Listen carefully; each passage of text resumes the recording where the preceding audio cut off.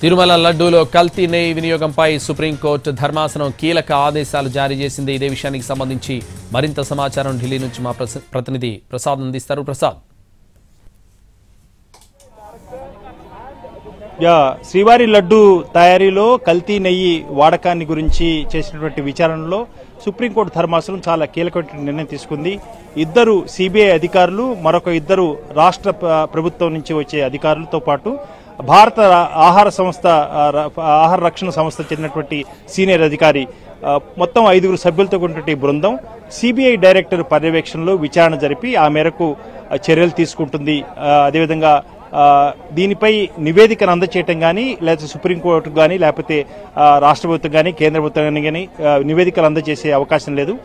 దర్యాప్తు చేసిన తర్వాత ఎవరైతే దోషులుగా నిర్ధారించడం జరుగుతుందో ఆ మేరకు వాటిపై చర్యలు ఉంటాయి. వాటిని దాన్ని ఆధారం చేసుకుని సిబిఐ కోర్టులో విచారణ కొనసాగుతుంది. ప్రధానంగా ఈ వాదనలో భాగంగా చూసిన అంశాలు ఏంటంటే, తుషార్ మెహతా చాలా స్పష్టంగా దేశవ్యాప్తంగా దానికున్నటువంటి పరిధిని అర్థం చేసుకుని ఆ మేరకు ఒక స్వతంత్ర దర్యాప్తు సంస్థతో దర్యాప్తు చేస్తేనే ప్రజలకు విశ్వాసం కలుగుతున్న అంశాన్ని తన ప్రతిపాదనలో భాగంగా చెప్పడం జరిగింది. ఆ మేరకు భారతదేశ వ్యాప్తంగా దీనికి చెందినటువంటి భక్తులు ఉన్నారు. అదేవిధంగా వాళ్ళ మనోభావాలను కూడా పరీక్షించాలి, సాధారణ ప్రజల యొక్క మనోభావాలను కూడా పరీక్షించాలి. కాబట్టి ప్రపంచవ్యాప్తంగా ఉన్నటువంటి శ్రీవారి భక్తుల యొక్క మనోభావాలు దెబ్బతినకుండా ఉండాలంటే ఒక స్వతంత్ర దర్యాప్తు సంస్థతో దర్యాప్తు చేయించాలి. కాబట్టి సిబిఐ నుంచి మరొక ఇద్దరు అధికారులు రాష్ట్ర ప్రభుత్వం నుంచి, దాంతోపాటు భారత ఆహార రక్షణ సంస్థ చెందినటువంటి మరొక అధికారి ఈ బృందంలో 5 సభ్యుల్లో ఉంటారు. దానికి అదనంగా సిబిఐ డైరెక్టర్ దీనిపై పర్యవేక్షణ చేస్తారు. కాబట్టి విచారణ జరిపిన తర్వాత, దర్యాప్తు చేసిన తర్వాత నివేదికలు అందించే అవకాశం ఏం లేదు. దోషులుగా గనక ఎవరన్నట్టుగా తేలినట్లయితే వారిపై విచారణ కొనసాగుతుంది. ఆ మేరకు సిబిఐ డైరెక్టర్ పర్యవేక్షణలో జరిగిన ఈ బృందం చేసే దర్యాప్తే కీలకంగా కాబోతుంది. ప్రధానంగా ఈ వాదనలో భాగంగా తుషార్ మెహతా సందర్భంలో చాలా స్పష్టంగా చెప్పడం జరిగింది. ఇది దేశ ప్రజల యొక్క మనోభావాలు దెబ్బతినకుండా ఉండాలంటే దీనిపై స్వతంత్ర దర్యాప్తు సంస్థ దర్యాప్తు చేయటమే మంచిదన్న అభిప్రాయాన్ని కూడా వ్యక్తం చేశారు. ఇకపోతే టీటీడీ చెందినటువంటి తరఫు వాదనలు వినిపించినటువంటి లూద్రా ఈ సందర్భంగా మాట్లాడుతూ, ఎవరైతే ఈ టీటీడీ దేవస్థానానికి ముడి పదార్థాలను సరఫరా చేశారో, వాస్తవంగా ఎవరైతే కాంట్రాక్ట్ పొందారో వారు కాకుండా వేరే ఎవరో దీనికి సంబంధించినటువంటి ఈ ముడి పదార్థాలు సరఫరా చేశారన్న అంశం కూడా తమ దగ్గర సమాచారం ఉందన్న అంశాన్ని కూడా ఈ సందర్భంగా చెప్పడం జరిగింది. కాబట్టి అనేక అంశాలు ఈ బృందం దర్యాప్తు చేయాల్సి ఉంది. అదేవిధంగా తాము జారీ చేసే ఉత్తర్వులను ఆధారం చేసుకుని ఇది కేవలం రాష్ట్ర ప్రభుత్వం నియామకం చేసినటువంటి ఈ ప్రత్యేక దర్యాప్తు బృందం వాళ్ళ యొక్క సామర్థ్యంపై ఎలాంటి అనుమానాలు లేవు. దానిపై ఎలాంటి వ్యాఖ్యలు కూడా చేయటం లేదు. మేము వారి యొక్క సమర్థత పట్ల మేమేం మాట్లాడలేదు. కాకపోతే విస్తృతమైనటువంటి ప్రయోజనాల రీత్యా దేశ ప్రజలు, అదేవిధంగా భక్తుల యొక్క మనోభావాలు దెబ్బతినకుండా ఉండటానికే ఈ స్వతంత్ర దర్యాప్తు సంస్థతో విచారణ జరిపించాలన్నది తమ యొక్క అభిమతం అన్న అంశాన్ని కూడా ఈ ఉత్తర్వులు జారీ చేసే సందర్భంగా ధర్మాసనం వ్యాఖ్యానించింది.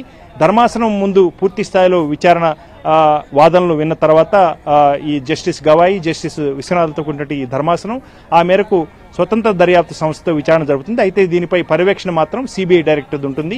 సిబిఐ డైరెక్టర్ పర్యవేక్షణ జరిపే ఈ బృందం దర్యాప్తు ఆధారం చేసుకుని తదుపరి చర్యలు ఉంటాయి. కాబట్టి ఈ బృందం ఎలాంటి నివేదికలు ఎవరికి ఇటు సుప్రీంకోర్టు కానీ, ఇటు రాష్ట్ర ప్రభుత్వం కానీ, కేంద్ర ప్రభుత్వం కానీ ఇచ్చే అవకాశం లేదు. వాళ్ళు దర్యాప్తు చేసి ఒకవేళ దోషులు కనుక ఎవరైనట్టయితే నిర్ధారించినట్లయితే, కనుక తేలినట్లయితే వారిపై విచారణ కొనసాగుతుంది. ఇది ఈ మొత్తం సుప్రీంకోర్టు ధర్మాసనం యొక్క సారాంశం. ప్రసాద్, అయితే ఇప్పటికే ఏపీ ప్రభుత్వం వేసిన సిట్ 4 రోజుల పాటు విచారణ కూడా, దర్యాప్తు కూడా చేశారు. ఆ అంశాలను కూడా పరిగణలోకి తీసుకునే అవకాశం ఉందా ఈ సిబిఐ బృందం? అంటే వాళ్ళు ఏమిచ్చినప్పటికీ కూడా అంతిమంగా ఈ 5 సభ్యులతో కూడినటువంటి బృందం చేసే దర్యాప్తువే అంతిమంగా వాళ్ళ యొక్క నిర్ణయమే అంతిమం కాబోతుంది. కాబట్టి ఎలాంటి సమాచారం ఎవరిచ్చినా కానీ తిరిగి దానిపై మరలా ఈ దర్యాప్తు బృందం, ఈ ప్రత్యేక దర్యాప్తు బృందం, సుప్రీంకోర్టు నియామకం చేసిన ఈ ప్రత్యేక స్వతంత్ర దర్యాప్తు బృందం విచారణ జరుపుతుంది, దర్యాప్తు చేస్తుంది. ఆ దర్యాప్తులో భాగంగా అనేక అంశాలు ఎవరన్నా ఇచ్చినా కానీ సమాచారం తిరిగి దాన్ని చెక్ చేసుకుని దాన్ని ఆ మేరకు విచారణ జరిపిన తర్వాతనే అంతిమంగా నిర్ణయం తీసుకుంటుంది. కాబట్టి సమాచారం ఇచ్చారు. రాష్ట్ర ప్రభుత్వం నియామకం చేసిన సిట్ బృందం 3-4 రోజుల పాటు చేసినటువంటి దర్యాప్తులో తేలినటువంటి అనేక అంశాలు కూడా తమ తరఫున వాదించిన లాయర్ల ద్వారా ధర్మాసనానికి అందజేశారు. వాటిని రికార్డు కూడా చేసుకోవడం జరిగింది ధర్మాసనం. కాబట్టి ఇవన్నీ కూడా ఈ దర్యాప్తు బృందానికి, ఎవరైతే 5 సభ్యులతో దర్యాప్తు బృందం సిబిఐ డైరెక్టర్ పర్యవేక్షణలో దర్యాప్తు చేయబోతుందో ఈ దర్యాప్తు బృందానికి ఈ సమాచారాన్ని అంతా కూడా అందజేస్తారు. వీటిని కూడా పరిశీలించిన తర్వాత అంతిమంగా ఈ ప్రత్యేక దర్యాప్తు బృందం 5 సభ్యులతో ఉండే దర్యాప్తు బృందం ఒక కన్క్లూజన్కి వచ్చే అవకాశం ఉంది. ఆ మేరకు తదుపరి చర్యలు ఉంటాయి. కాబట్టి ఎవరు ఏ సమాచారాన్ని ఇచ్చినా కానీ దీనిపై తదుపరి అంతిమంగా పూర్తి స్థాయిలో లోతుగా దర్యాప్తు చేసిన తర్వాత ఈ దర్యాప్తు బృందం తదుపరి చర్యలు ఉంటాయని మాత్రం దీన్ని అర్థం చేసుకోవచ్చు. మొత్తంగా ఈ తీర్పు ఈ యొక్క సారాంశం అంటే ఈ మొత్తం నిర్ణయం తీసుకున్న తర్వాత ఈ కేసును డిస్పోజ్ చేసింది కూడా. కాబట్టి దీనిపై ఇంకా ఫర్దర్ ఎలాంటి విచారణ ఉండబోదు. అంతిమంగా ఈ నిర్ణయం తీసుకుంది. ఈ దర్యాప్తు బృందం తీసుకునే నిర్ణయాలు, తీసుకునే చర్యలే అంతిమంగా కాబోతున్నాయి. కాబట్టి ముడి పదార్థాలు కల్తీ అయ్యాయా లేదా అన్న అంశాన్ని పరిశీలించాలి. అసలు ఈ ముడి పదార్థాలు ఎవరైతే కాంట్రాక్ట్ పొందారో వాళ్లే సరఫరా చేశారా, లేకపోతే ఇంకా వేరెవరైనా ఆ పేరుతో అందుబాటులో చాలా దగ్గరలో ఉన్నటువంటి నాసిరకం యొక్క ముడి పదార్థాలను సరఫరా చేశారా, వీటన్నిటినీ కూడా ఈ ప్రత్యేక దర్యాప్తు బృందం పరిశీలించి ఆ మేరకు తదుపరి చర్యలు తీసుకుంటుంది. ఆ మేరకు దర్యాప్తు బృందం ఈ ప్రత్యేక దర్యాప్తు బృందం ఈ 5 సభ్యులతో ఉన్న ప్రత్యేక దర్యాప్తు బృందం చేసే దర్యాప్తు అంతిమంగా వాళ్ళు తీసుకునే ఒక కన్క్లూజన్, ఒక నిర్ణయానికి వచ్చే అంశాలు వీటివన్నీ కూడా కీలకం కాబోతున్నాయి.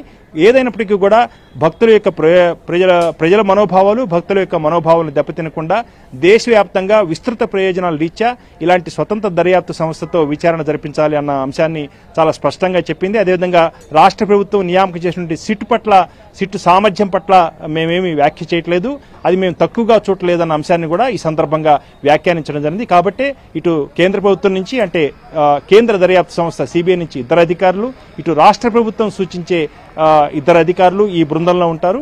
అదేవిధంగా మరొక సీనియర్ అధికారి, భారత ఆహార రక్షణ సంస్థ చెందినటువంటి సీనియర్ అధికారి కూడా ఈ బృందంలో ఉంటారు. ఈ మొత్తం 5 సభ్యులతో బృందానికి సిబిఐ డైరెక్టర్ పర్యవేక్షణ చేస్తారు. ఆ మేరకు పూర్తి స్థాయిలో దర్యాప్తు జరిగిన తర్వాత అంతిమంగా నిజానిజాలను నిగ్గు తేలుస్తారు.